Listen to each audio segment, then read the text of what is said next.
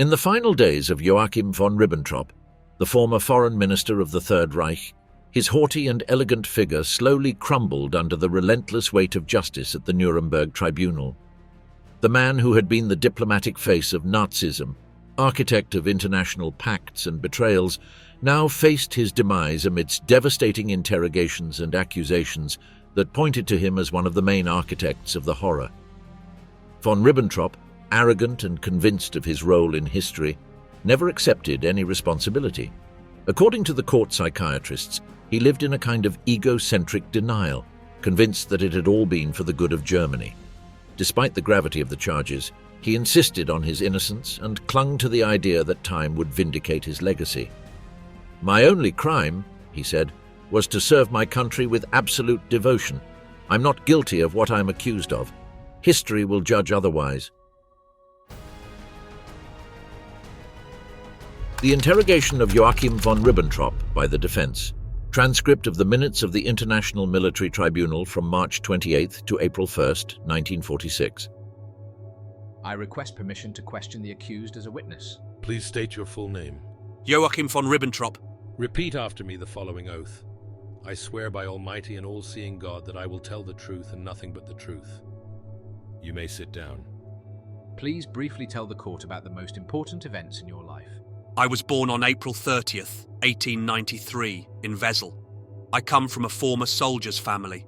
My mother is from the countryside. I went to school in Kassel and Metz in Alsace-Lorraine, and it was there that I first learned the basics of French culture. In 1908, my father retired from military service. The reason for this was the controversy surrounding the identity of the Kaiser. My father already had a strong interest in foreign policy and social issues, and he greatly revered him. At that time, we moved to Switzerland, and after living there for about a year, I travelled to London as a young man and studied languages there for a year. These were my first impressions of London and the grandeur of the British Empire. A year later, in 1910, I went to Canada. At first, I wanted to go to the German colonies, but then I went to America. I wanted to see the world, so I stayed in Canada for a few years, about 2, working as a labourer, a railroad worker, and later in banking and construction. The First World War found me in Canada. Like other Germans of that time, I had only one thought. Every man is needed at home, and how can I help the fatherland? Then I went to New York, and finally, in September 1914, after some difficulties, I arrived in Germany. After serving at the front for about 4 years and being wounded, I was sent to Constantinople, Turkey, where I learned of Germany's collapse in the First World War. I then saw for the first time the horrible consequences of a lost war. The ambassadors at that time, Count Bernstorff, and a later ambassador, Dr. Diekhoff, were the representatives of the Reich in Turkey. They were summoned to Berlin to take advantage of Count Bernstorff's connections with President Wilson, and to realize, it was everyone's hope, that the strength of these points would likely lead to peace and reconciliation. After some difficulties, in March 1919, I arrived in Berlin and became General von Seicht's aide at the Versailles Peace Conference. Later, when the Treaty of Versailles was signed, I read the document in one night and had the impression that no government in the world could have signed such a document. That was my first impression of the country's foreign policy. In 1919, I retired from the armed forces with the rank of first lieutenant and became a businessman. Thanks to my business connections, I became close to England and France in later years. Several contacts with politicians arose during that time. I tried to help my country raise its voice against Versailles. At first, it was very difficult, but already in 1919, 1920, and 1921, I found some understanding in these countries, even in this modest way. Then, around 1929 or 1930, I saw that Germany, after the remarkable prosperity of 1926, 1927, and 1928, was hit by a sudden economic shock, and the country was sinking.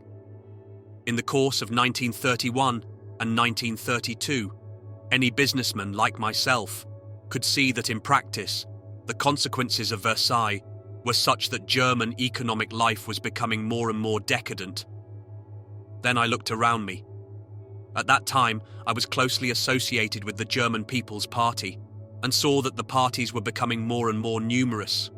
I remember that toward the end, there were 30 or more parties in Germany, that unemployment was rising steadily, and that the government was increasingly losing the people's confidence.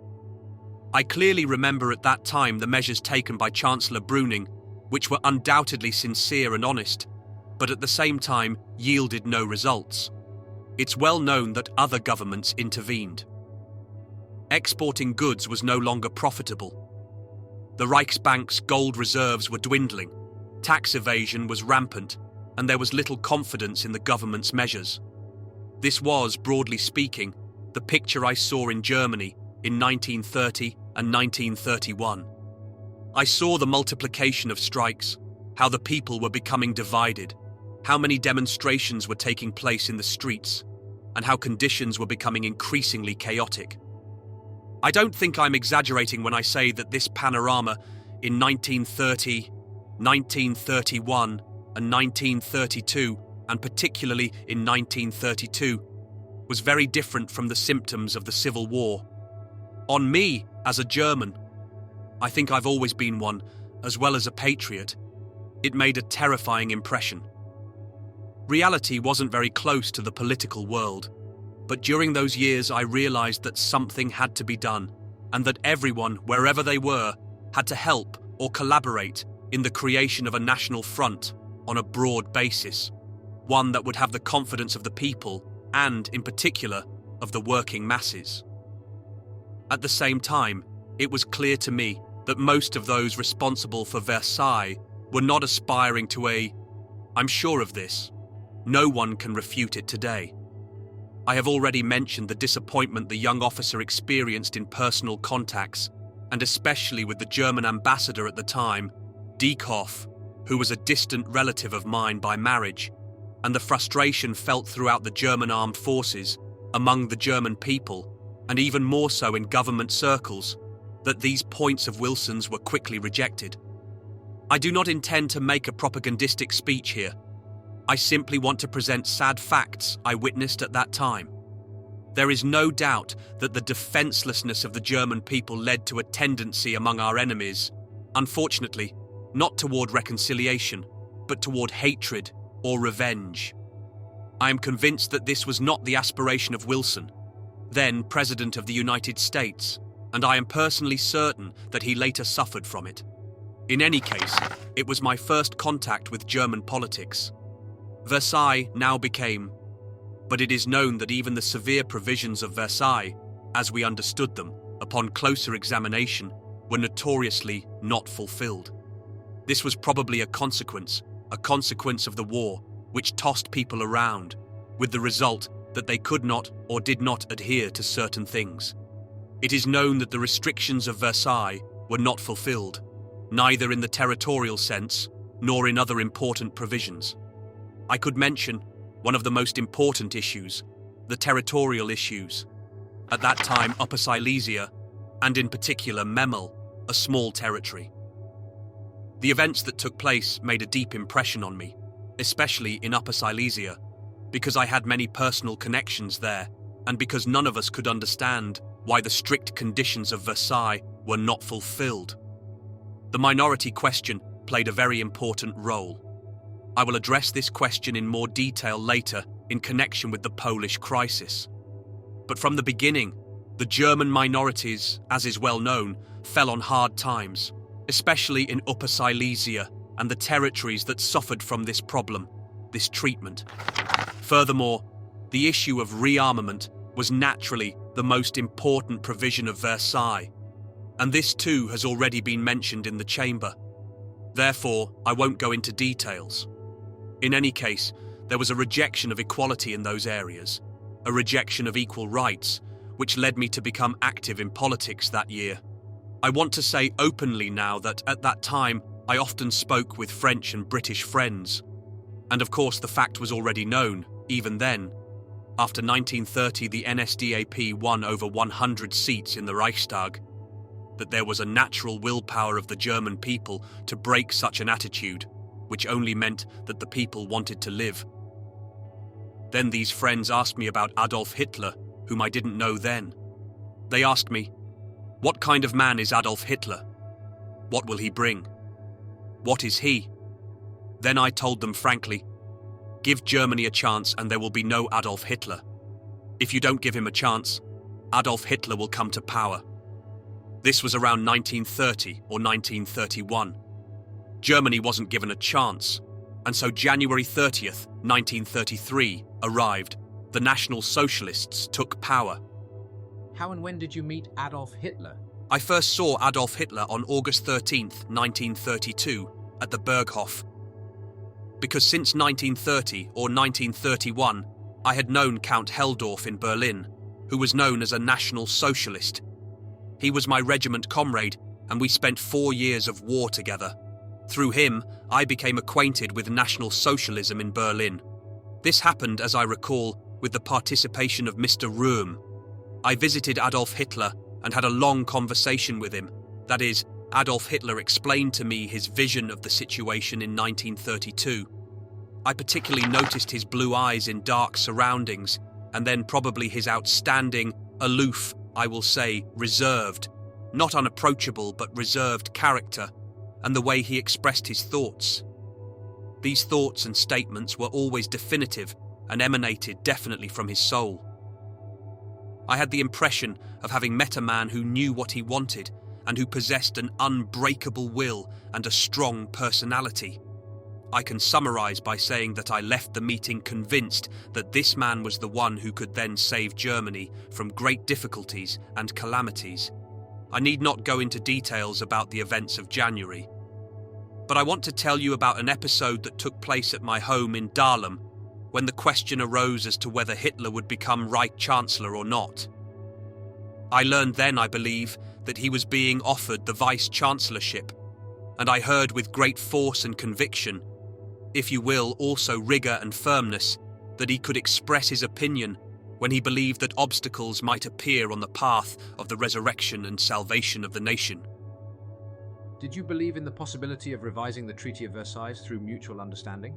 I can say that numerous business trips abroad between 1920 and 1932 convinced me how infinitely remote the chances of renegotiating the Treaty of Versailles were under the existing conditions. Despite this, I perceived the growth of circles in England and France that were convinced that Germany had to be helped. During those years, I established many contacts with businessmen, public figures, scientists and artists, especially at the universities of England and France. In this way, I became acquainted with the attitudes of English and French people.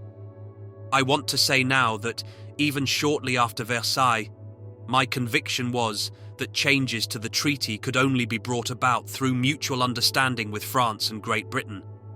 I also believed that only in this way could the international situation be improved and the essential causes of conflict that had remained from the World War be eliminated. Therefore, it was clear that only through mutual understanding with the Western powers, with Great Britain and France, was it possible to revise Versailles. Even then, I had the clear feeling that only through such understanding could peace in Europe truly be preserved. We young officers understood this very well, and I thought of the Freikorps in Silesia and similar things in the Baltic, etc. I must add, and I must say this in all frankness, that from the very beginning, from the first day I saw and read the Treaty of Versailles, I felt it my duty as a German to oppose it and try to replace it with a better treaty.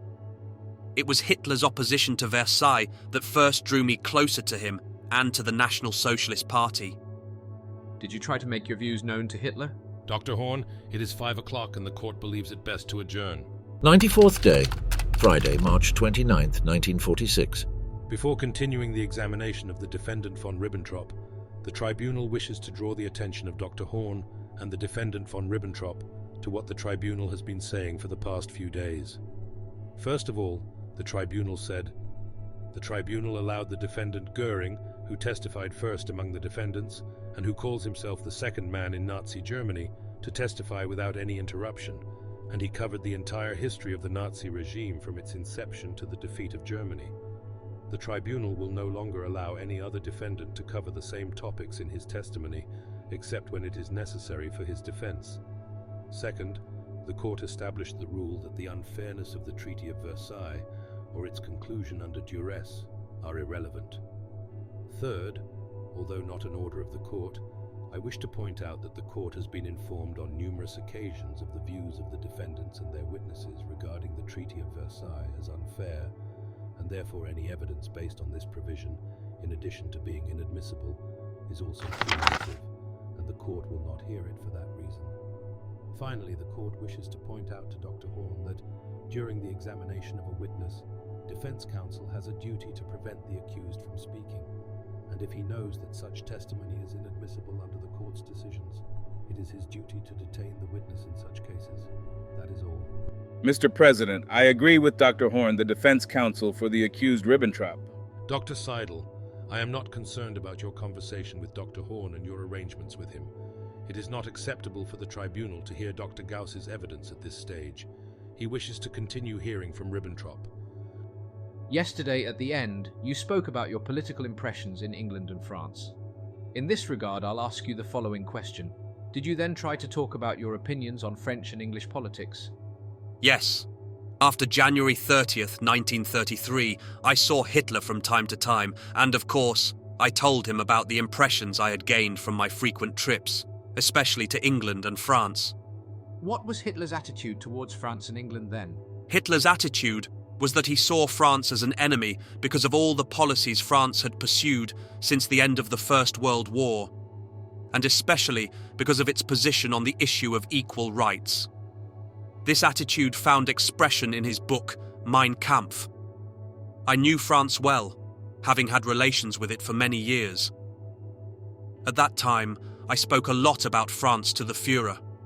He was interested, and I noticed his growing interest in French affairs in 1933. I then organised visits by many French people, and I think some of these visits, and probably also some of these descriptions of French attitudes and overall French culture. Who were those French? These were many French economists, journalists, and also some politicians. These reports interested the Führer, and he gradually came to understand that there were people in France in particular who had not given up on the idea of reaching an understanding with Germany. First, I acquainted the Führer with arguments derived from my deepest convictions and years of experience. As is well known, the Führer had a great desire to reach a certain friendship and agreement with England. At first, the Führer entertained this idea outside of Franco-German politics. I believe I then managed to persuade the Führer that mutual understanding with England could only be achieved by reaching a mutual understanding with France as well. This made a strong impression on him, as I was able to clearly see in our conversations. He then told me that I should continue my personal path of seeking mutual understanding between Germany and France, and that I should continue to inform him of these things. So you became Hitler's foreign policy advisor instead of a party advisor. How did that happen? I have already said that I informed Hitler of my travel impressions. These impressions, which I gained from England and France, interested him, and without arranging separate meetings and discussions, I was often accepted by Hitler. I spoke to him periodically, and thus, in addition to official channels, learned of my help and advice, and of what I had seen and heard in foreign countries. Of course, he was particularly interested in everything related to England. I spoke to him about public opinion and personalities, and I introduced him, in addition to the French, to several Englishmen with whom he could exchange ideas through channels other than official ones, as he liked to do. What was your personal help in Hitler's attempts to reach an agreement with France in 1933 to 1935? At that time, the solution to the Saar problem was the first point of contention. I tried to make it clear to the French in Paris, through my private channels, that a reasonable and clear solution to the Saar question would be a plebiscite such as that provided for by the Treaty of Versailles, which would be a good sign for relations between the two countries. I spoke to many people during those years in Paris and also established contacts with members of the French government for the first time. I may mention that I held talks with the French President Nuremberg, with the Foreign Minister Barthou, who was assassinated, with Mr. Naval, and above all with Mr. Daladier. I remember that, especially in connection with the Saar question, I later experienced considerable understanding. I later remarked during French visits to Hitler that it was always pointed out. Yes, but there is Mein Kampf, and his policy towards France is contained in the book. I tried to persuade the Führer to officially review this point in Mein Kampf. However, the Führer said, and I remember these words, that he had established his policy in practice, confirming the change in his views in this sense. What he had written could not be changed. They were historical facts, and his previous attitude toward France was now provoking France's reciprocal attitude toward Germany. But a new page had to be turned in the history of the two countries. I then asked Adolf Hitler to receive a French journalist to make possible a public statement of revision for the world of his views on Mein Kampf. He accepted, and in 1933 he met with a French journalist and granted him an interview. I don't remember the exact date. I believe the article appeared in Le Matin, and it was admired. I was very pleased that a step toward mutual understanding with France had consequently been taken. I then reflected on what should have been done next, and now, thanks to a simple public article, anyone could work to establish direct contacts between French and German statesmen. Did you then reflect on the meeting between Hitler and Daladier? What practical steps did you take? That's what I'm getting at. Daladier was then the French Prime Minister. I had several conversations with him and proposed that he meet with Adolf Hitler for a frank, face-to-face discussion to see whether it would be possible to place Franco-German relations on a completely new basis.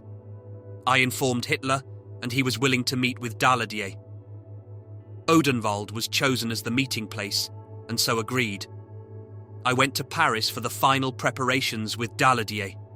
With Your Honor's permission, I do not wish to interfere in any way with the defendant's cross-examination, but both I and my colleagues feel that this part of the examination is unplanned and too detailed.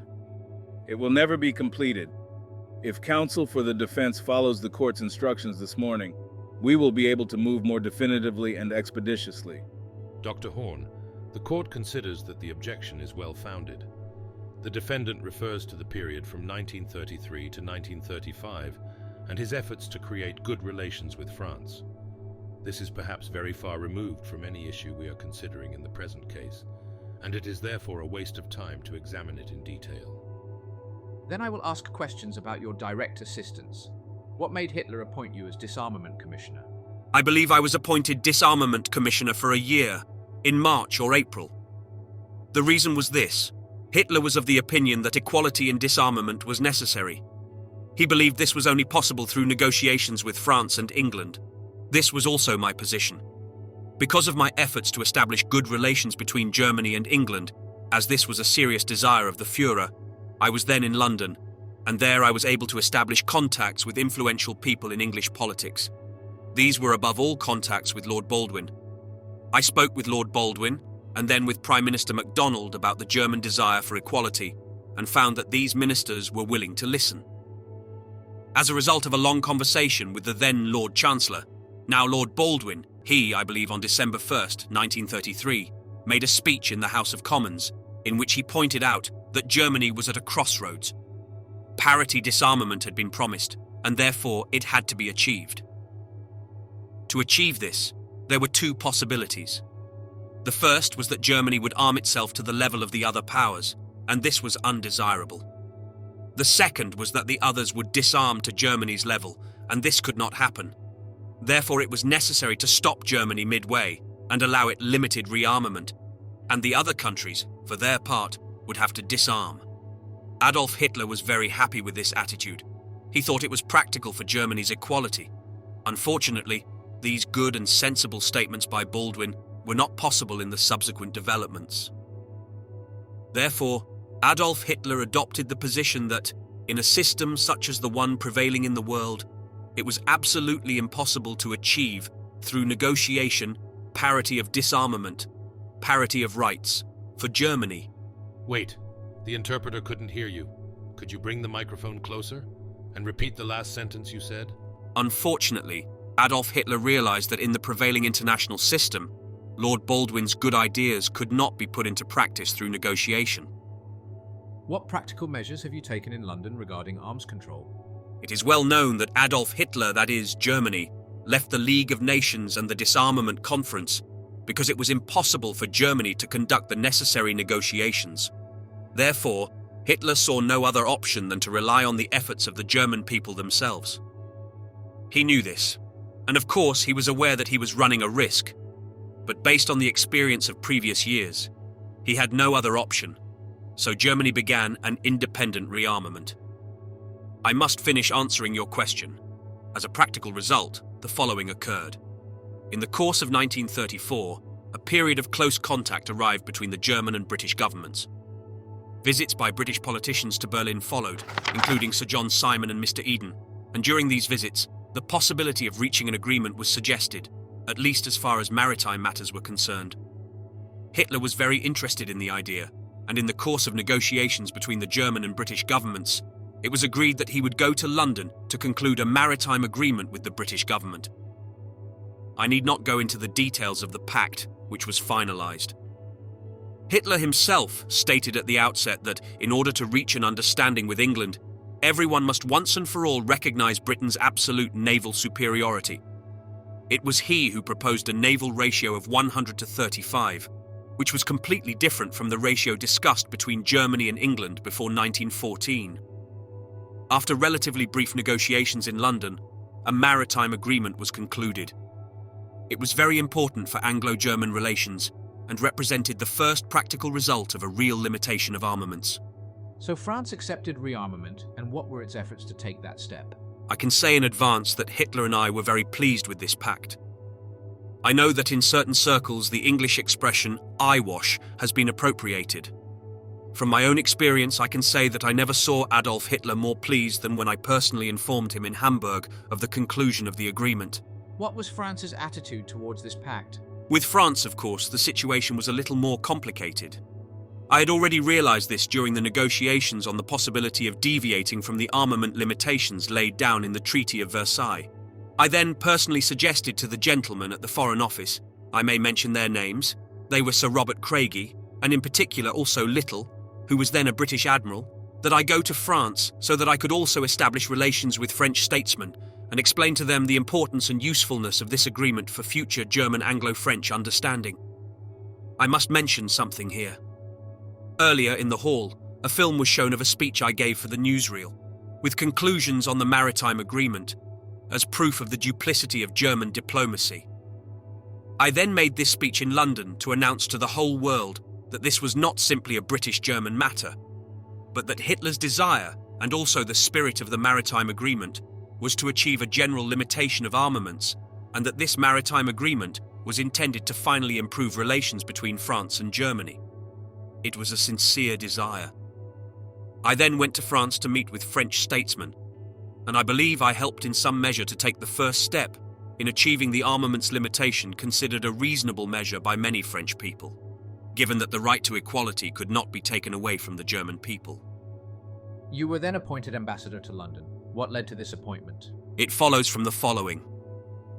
In the time following the naval agreement, which was greeted with enthusiasm by wide circles in England, I made great efforts to bring together Lord Baldwin and the Führer, and I may point out that Lord Baldwin's friend, Mr. Jones, had already made preliminary arrangements for a meeting. The Führer agreed to fly to Chequers to meet Lord Baldwin, but unfortunately Lord Baldwin cancelled the meeting at the last moment. I don't know the reasons for the cancellation, but the truth is that certain forces in England did not want a German-British understanding at that time. Then, in 1936, when the German ambassador von Hosch died, I told myself that for the sake of Germany, one last major attempt must be made to reach an understanding with England. I can state in this regard that at that time I had already been appointed Secretary of State in the Foreign Office by Hitler, and I personally asked Hitler to rescind this appointment and send me as ambassador to London. The following may have led Hitler to this decision. Hitler had a very definite conception of the English theory of the balance of power, but my point of view was probably a little different from his. My belief was that England would always strive to maintain its old theory of the balance of power, whereas Hitler was of the opinion that this theory of the balance of power had become obsolete. And now, England had to come to an agreement, namely, that it should welcome a stronger Germany in light of the changed situation in Europe and in light of the growth of Russian strength. In order to give the Führer a definite and clear picture of the situation in England, this was, in any case, one of the reasons why I was sent to England. Another reason was that we then hoped that, through the wide circles in England, friends of Germany, German-English friendship would be maintained with the aim of making relations between the two countries friendly and probably of arriving at a permanent agreement. Hitler's ultimate goal was always the German-British pact. What were your activities as ambassador to England? First of all, that I was periodically in England in the 1930s, mainly from 1935 to 1936, and acting on the Führer's instructions, I expressed views on the question of the German-British pact. The basis of this pact is well known. It was a constant naval ratio of 100 to 35. Secondly, the inviolability of the so-called small countries, Belgium and Holland, and the perpetual guarantee of the two countries to France, and this was the Führer's idea. Germany recognized the British Empire and should be prepared to stand by it if necessary to help it, to preserve and maintain the British Empire. And England, in return, recognized Germany, the strongest power in Europe. It has already been said, and I will say it again, that these efforts of the 1930s unfortunately yielded no results. This was one of the points of the Führer's disappointments, and I can argue here that this played an important role in the subsequent development of events, because great hopes had been placed on this pact, and it was to have been the cornerstone of his foreign policy in those years. What forces prevented that from happening I cannot say, because I do not know. In any case, we did not go any further. I returned to this question several times during my stay as ambassador in London and discussed it in circles friendly to Germany. And I can say that there were many English people who were favourable to the idea. Have you encountered any negative attitudes? Naturally, there was a strong element in England that did not seem satisfied with this pact or with this idea of closer relations with Germany, because there were British policy considerations contrary to certain commitments of this kind. I would like to briefly, if we go back to 1936, during the 1936 Olympic Games, I tried to convince a very influential British politician, the current Lord Vansittart, of this idea. I had a long discussion lasting several hours in Berlin. Adolf Hitler also received him and spoke with him about the subject. Lord Vansittart, although on good personal terms, remained reserved. In 1937, when I was in London, I saw that two opposing tendencies were gradually forming in England. One tendency was interested in developing good relations with Germany. The second tendency did not desire such close relations. There were, I think it's possible not to mention names, they are well known, gentlemen who did not want such close relations with Germany, such as Mr. Winston Churchill, who later became Prime Minister, and others. I made increasing attempts in London to develop this idea, but events hampered my efforts. First, Spanish politics. It was well known that civil war had broken out in Spain and that the so-called Non-Intervention Commission was meeting in London. As ambassador to the Court of St. James's, I therefore had a difficult task. On the one hand, by every means at my disposal, I desired the continuation of German-British friendship and the conclusion of a German-British pact, but on the other, I acted in accordance with my government's instructions concerning the Non-Intervention Commission in Spain. These instructions, however, were often contrary to the objectives of British policy. Therefore, in this kind of League of Nations, which the Non-Intervention Commission then represented, and in which I was an authorized German representative, was Adolf Hitler's main purpose in sending me to London. Here I want to say, if I may be allowed to explain that period in the interests of the case, that in those years, from 1937 to 1938, it wasn't just about politics in Spain. The forces that did not want a pact with Germany made themselves unequivocally known in England. That today is a historical fact. Why? The answer is simple, very clear. These circles considered a Germany strengthened by National Socialism to be a factor that could upset the traditional British theory of the balance of power and politics on the continent. I'm convinced that Adolf Hitler had no intention of doing anything against England, but he sent me to London with the fervent desire to reach an understanding with England. From London, I informed the Führer about the situation, and with a view to the tribunal, I want to make one point clear, a point that is often mentioned and that relates to my defense. It is often claimed that I informed the Führer from England that England was declining and probably would not fight. I can and must state here as a fact that from the very beginning, I informed the Führer to the contrary. I informed the Führer that, in my opinion, the English ruling class and the English people definitely have heroic aspirations, and that this nation is ready at any moment to fight for the existence of its empire. Later, during the war and after a meeting with the Führer, I once discussed this question publicly in a speech in 1941. Summing up the situation in London in 1937 and 1938 while I was ambassador, I can say at least that I was fully aware of the fact that it would be difficult to conclude a pact with Great Britain.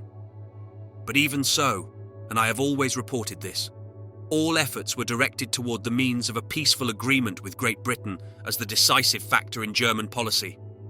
That is, the creation of such a relationship between the development of German power and basic British tendencies and views on foreign policy that the two would not come into conflict.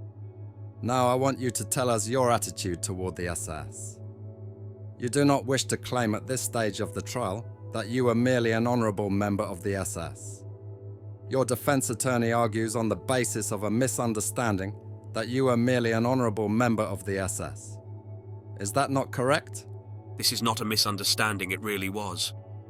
I received an SS uniform from Hitler. I never had any function in the SS organisation, but as ambassador and later foreign minister, I had to receive a certain SS rank, as was customary, and I received the rank of SS Führer. I maintain that this is completely false.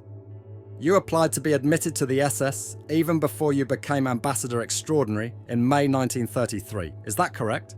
Yes, I know that. I have always belonged to the SS organisation. Did you just say that belonging to the SS was an honourable thing to do because Hitler wanted you to wear a uniform?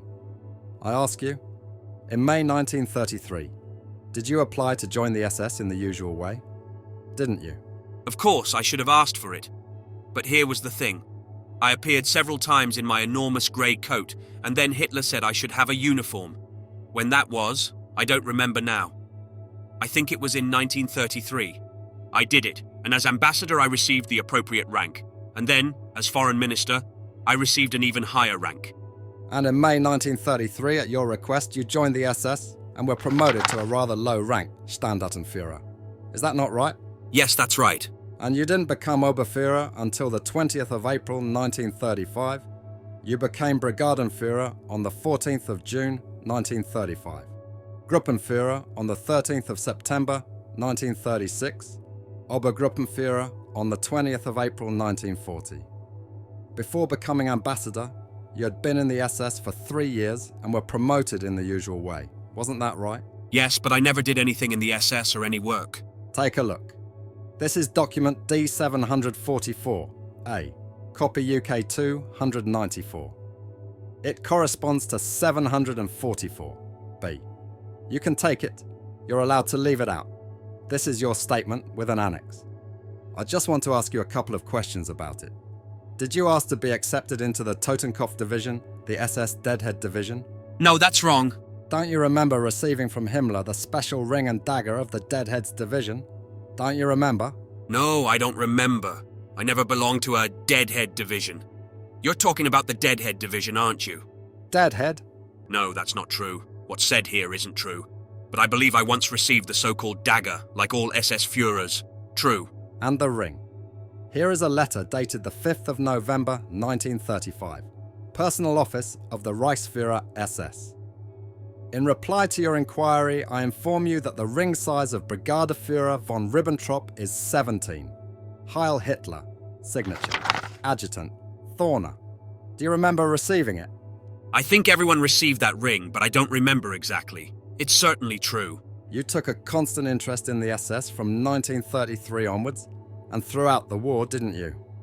Your correspondence with Himmler seems to have continued, at least until 1941 or 1942. Yes, that's quite possible. Of course, we've often encountered SS men in a wide variety of fields. That's very clear. And particularly in the area of concentration camps, isn't that right? You mean you didn't know that concentration camps were being used on a large scale? I knew nothing about it. Turn around. Behind the witness's seat is a map. This is an enlargement of the map produced by the French prosecution. The red dots are concentration camps. I'd like you to take a look at them. Now let's see what significance the different locations of their residences have. One residence north of Berlin is Sonnenberg. Do you see roughly where it is on the map? Yes, it takes about an hour by car from Berlin to Sonnenberg. North of Berlin? No, east of Berlin. Let's take another residence. You yourself are not far from it. This is your castle at Fuschel. It's close to the border and very close to the group of camps that were around Mauthausen. Look to the right. Do you see the group of Mauthausen camps? I swear that the first time I heard of the Mauthausen camp was here in Nuremberg. Now let's take another estate. You say you haven't been there very often, but usually... I can speed things up by telling you that before coming here, I had only heard of 3 concentration camps. These are Dachau, Oranienburg, and Theresienstadt. All the other names I heard here for the first time. Theresienstadt was a camp, I think a shelter for elderly Jews, and representatives of the Red Cross visited this camp several times. The other names of the camps I heard here for the first time, and I want to make this quite clear. Did you know that near Mauthausen there were 33 camps in various locations, within a relatively small radius, and about 45 more camps, the names of which the Kommandant himself could not give because there were too many? And in these 33 camps, there were more than 100,000 prisoners? And you want to tell the Tribunal that during all your trips to Fuschel, you never heard of these Mauthausen camps, where 100,000 people were imprisoned? That is completely unknown to me, and I can produce a dozen witnesses who will confirm it. A dozen. I don't care how many witnesses you present. You'll look at that map again. You are the minister responsible for the government of this country from February 4th, 1938, until the defeat of Germany in May 1945 for 7¼ years. And you claim before this court that a minister in this country, where there were hundreds of concentration camps, could only have known of the existence of 2 camps. It may seem surprising, but it is true. I say it's not only incredible, but it's so incredible it must be wrong. How is it possible that you didn't know about these camps? You and Himmler never met? No, I never spoke to him about such things. Everything was kept strictly secret, and only here did we find out what was going on there. Not a single person knew anything about it. It sounds extraordinary, but I'm convinced that the gentleman in the dock knew nothing either. We'll listen to them in turn. You know that only at Auschwitz. This is where I first heard about Auschwitz. In his affidavit, a German employee of the Auschwitz camp testified that 4 million people were murdered there. Do you want to tell the Tribunal that you knew nothing about this? I didn't know that. Well, there's one issue I want to address, and here, fortunately, I can help you with the documents. It's the question of the partisans. I want you to look at some documents, 3 documents, relating to this. You said right? That all the Jews were deported to the eastern reservations, is that correct? Answer yes or no. Did I approve? Germany deported all Jews from German territory and the territories it occupied to the eastern reservations. Is this true or not? I don't know the details of the document. I don't know exactly what I said. But in any case, I knew that the Führer had ordered that the Jews in the occupied territories of Europe be transferred to reservations in the east and settled there. I know that. The execution of such measures, however, was not my task as foreign minister, but I know that this was the Führer's will. In this connection, I remember receiving an order from him to discuss the matter with the Italian government so that they too would implement appropriate measures regarding the Jewish problem. This also applied to other countries. We often sent telegrams of this kind to these countries to resolve the Jewish question. Mr. Faur, have you read to the witness the second paragraph beginning, "The Reich Foreign Minister then touched upon the Jewish question"? Yes, Mr. President, second paragraph. This is the paragraph I read. The document is new, isn't it? Yes, Mr. President, I would like to enclose this document as copy number France 1501. It belongs to the D series. It is D734 in the British document book. Does the accused recognize the relevance of the document to the conversation? Mr. President, I cannot say with certainty what I said then. I only remember, and I take this from this document from these words, that the Jews spread the news from British and American sources. I remember that at that time, there was a large espionage and sabotage organization that was causing a lot of trouble in France, and that the Führer ordered me to discuss the matter with Mussolini because the Italians were opposed to the measures we had introduced in France. I spoke to Mussolini and told him that the Führer was of the opinion that, regarding this question, we ought to come to a definitive understanding. I believe, defendant, that you've already told us that. I asked you if you agree that the document is consistent with the conversation. I consider that some provisions of this report are incorrect, but basically the position was as I have explained. He also said that he had discussions with Horthy on the Jewish question. Yes, I had several meetings with the Hungarian government on this matter to get it to take some action against the Jews. The Führer insisted on this. I often spoke about this matter with the Hungarian envoy. In these conversations, we discussed the following. I proposed concentrating the entire Jewish population in one part of Budapest, I think even beyond Budapest. The second matter we discussed was the following. I asked him to remove the Jews from prominent positions in the government because they were using their influence to conclude a separate peace. A document has already been presented here concerning these negotiations you held with Horthy. That was on April 17, 1943. This is the document D-736. During the cross-examination of his witness Schmidt, the representative of the English prosecution asked him if he acknowledged that he himself had written this report. This was confirmed by Schmidt. Here is the following statement at the end of the first paragraph. The foreign minister declared that the Jews must be destroyed or sent to a concentration camp. There can be no other solution. Did you really say that?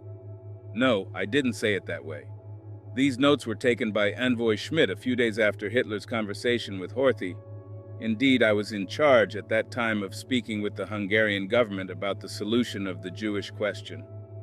During Horthy's visit to the Führer, Hitler initiated a conversation on this subject, and in a very frank tone. After this conversation, I spoke to Envoy Schmidt and told him that I didn't quite understand the Führer. Therefore, I made no comments to that effect. Apparently, Horthy said he couldn't kill all the Jews. It's possible that after that, he tried to influence Horthy to do something about the Jews of Budapest, to concentrate the Jews in one part of Budapest as the Führer had long dreamed of. Perhaps at that time I also expressed my objections, made some comments. I should also add that the situation at the time was as follows. We received regular instructions from Himmler that he wanted to deal with the Hungarian Jews personally. I didn't want to do this because one way or another, political difficulties might arise abroad. Later, acting in accordance with the will of the Führer, who was extremely upset by this issue, I am known to have occasionally tried to smooth things over and, at the same time, force the Hungarians to do something in this regard. Therefore, if a short comment containing such a statement stood out and was summarized in a long conversation, it did not mean at all that I desired the death of the Jews. It was 100% contrary to my personal belief. I didn't realize whether you answered my question or not. I'll ask you again, is the report correct or not? No, it's not true in that way. These notes, I personally have never seen these notes. I also want to say that this is nonsense and misinterpretation. I have not seen these notes before. I first saw them in Nuremberg. I can only say that the following could have happened. It could say, yes, the Jews must not be exterminated or tortured, so please do something according to the Führer's order so that he will finally be satisfied to centralize the Jews. That was our objective, in any case. We did not want to aggravate the situation further, but we tried to do something in Hungary so that another agency would not take over the matter, thus creating political difficulties abroad for the Foreign Office. You knew at the time that many Jews were being deported. This is evident from your explanation. Well, defendant, the court wants to know whether you told Regent Horthy that Jews were sent to concentration camps. I consider it possible in this case, because at that time we received orders that a concentration camp should be established near Budapest or elsewhere, so that the Jews would be centralized there.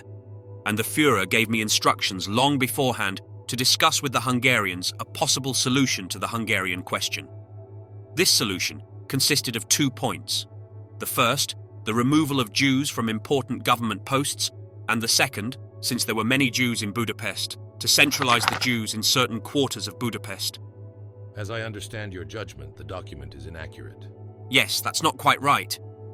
Mr. President, I imagine that when the document was read, one might imagine that I allowed for the possibility of torturing Jews. That's completely false, but I mean that I later stated that, understandably, I wished in some way to resolve the Jewish question in Hungary.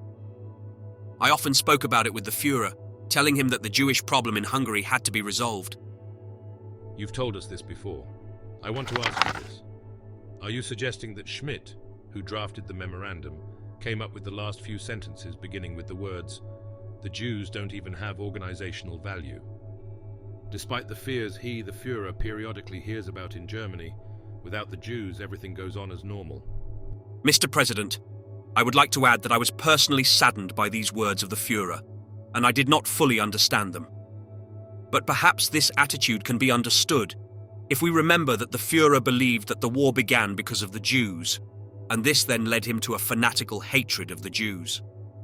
I remember that later, after this meeting, I discussed with the interpreter Schmidt and the two gentlemen the fact that this was the first time that the Führer had used such expressions in connection with the Jewish problem.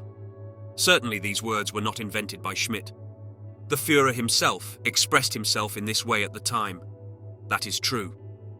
Yes, Mr. Four. It appears from the document that you were thinking of concentration camps in Hungary, and even yesterday you said you were unaware of any such camps in Germany. Is that true? No, that's not true. What I mean is that at the time, there was discussion about the possibility of concentrating Jews in certain places, as was done elsewhere in Europe. But no concentration camps in Hungary were specifically mentioned. In fact, I didn't know in detail how such camps were structured, either in Hungary or elsewhere, because it wasn't my direct responsibility. My task was to help find a solution to the Jewish question in a way that wouldn't cause further political problems for Germany. So you were not aware of the existence of concentration camps in Germany at that time? No, I wasn't aware of those details at the time. I didn't know the full extent of what was going on in the concentration camps, and in fact, in my position, I wasn't informed about those specific aspects. My task was to handle foreign relations and negotiations with other countries, not Germany's internal operations. You admitted that you knew Hitler's policy of deporting all Jews, and you admitted that, as you were competent as foreign minister, you carried out that policy. Is that not correct? As a loyal supporter, I obeyed the Führer's orders even in this area, but I always did everything possible to alleviate the situation as much as possible. This can be stated and confirmed by many witnesses. Even in 1943, I submitted to the Führer a lengthy memorandum in which I urged him to completely change Jewish policy. I can also give other examples. If I understood your testimony correctly, you were morally opposed to the persecution of the Jews, but you helped to get rid of them. Wasn't that right? From the beginning of my interrogation, I have periodically said that in this sense, I was never anti-Semitic, but I was a devoted supporter of Adolf Hitler. In addition to the Jewish question, you also dealt with the arrests of French people, didn't you? The arrests of the... Yes, did he or did he not give orders to arrest the French? Can you give further explanation? I don't remember any details now, but I do remember that there were arrests of French people. I don't know to what extent they came from us. In 1944, shortly before the invasion, the Führer had given the order to arrest a large number of people in authority, members of the resistance movement. He knew that we were also involved in these arrests, but I don't remember the details of these events now. The aim was to arrest elements who would fan the flames of the resistance movement in the event of an invasion, and who would attack the German armies from the rear. But I can't say anything specific. Do the other prosecutors wish to ask questions of the accused? Colonel Amon, the court hopes that you will not raise issues that have already been addressed. Of course not, sir. Ribbentrop, do you speak English well enough? I spoke well, and I think I speak quite well. Almost as good as in German? No, I won't say that, but in the past I spoke it almost like German, although naturally over the years I have forgotten many things, and now it is more difficult for me. Do you know what man yes means in English? The yes man, almost. A man who says yes, even when he personally agrees in part. It's hard to be more precise. In any case, I don't know what you mean in English. In German, I can define him as a man who follows orders, loyal and faithful. And the fact is that you were the yes man for Hitler, correct? I was always loyal to Hitler, following his orders, often disagreeing with him, having serious disputes with him, occasionally threatening me with resignation. But when Hitler gave an order, I always carried out his instructions in accordance with the principles of our authoritarian state. So you were often questioned by me before the trial, weren't you? Yes, once or twice, I think. So I'm going to read to you certain questions and answers you gave in these interrogatories, and I'll just ask you to tell the court whether you gave me those answers. These questions can be answered yes or no. Do you understand? Yes. I was the Führer's loyal man until his last days. I never abandoned him. I was loyal to him until his last days, his last hours, and I didn't always agree with him on everything. On the contrary, sometimes I had very different opinions, but in 1941 I promised him that I would be loyal to him. I gave him my word of honor that I would not leave him in difficulties. Isn't that true? Yes, as far as I remember, that's correct. I haven't seen the document and I didn't sign anything, but as far as I remember, it's correct. Well, what did he mean by saying that it didn't cause him any difficulty?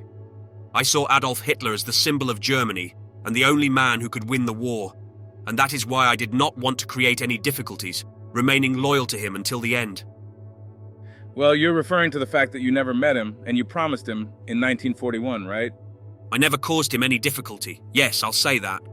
He often considered me a rather difficult subordinate, and when I told him so, I didn't want to cause him any trouble. In 1941, you told him that there was no doubt that if in the future he did not agree with your views, you would never defend your position. Yes or no? No, not really, but... Well, that's fine, isn't it? No, not in that way. I only hinted, if I may be clear, that I never caused him any difficulty. If I had a serious disagreement, I simply abandoned my point of view. That's what I meant. Well, you gave him your word of honor in relation to that, didn't you? Yes, that's right, yes. And at that time you were talking about resigning, correct? Yes, that's also true. And that caused you regret and illness, didn't it? Yes. Sick isn't the right expression, but he was getting irritable. I don't want to go into details. Well, he did say that it was bad for his health, didn't he? And he asked you to stop arguing with him about anything and just do what he said. Is that right? I no longer wish to discuss personal matters, nor do I believe such matters are of interest here. These will remain personal matters between the Führer and me. Well, I'm not interested in that. I'm only interested in the statement of facts.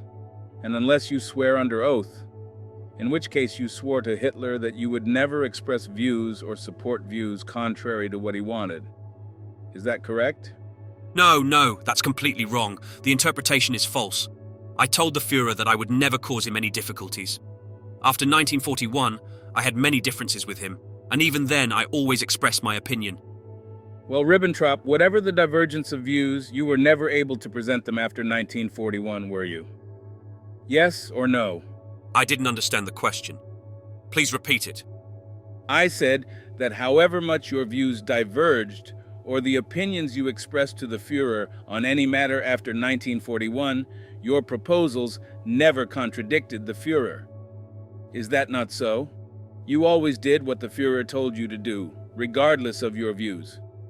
So I think you told the tribunal that you were not close to Himmler, is that correct? I've always said that my relations with Himmler were good in the early years, but I regret to say that in later years, I had a bad relationship with him. Naturally, it wasn't very noticeable to others, but I don't want to discuss the details. A lot has already been said about it, and there were serious disagreements between us for reasons. I'm not interested in disagreements. In what years were you close to him? The first disagreements with Himmler arose, I believe, in 1941, over Romania and the difficulties there.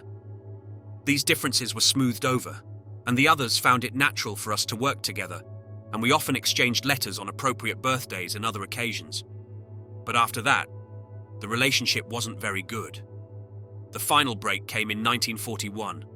I had previously maintained good relations with him, and also shared his views on the creation of a ruling class, which was his goal.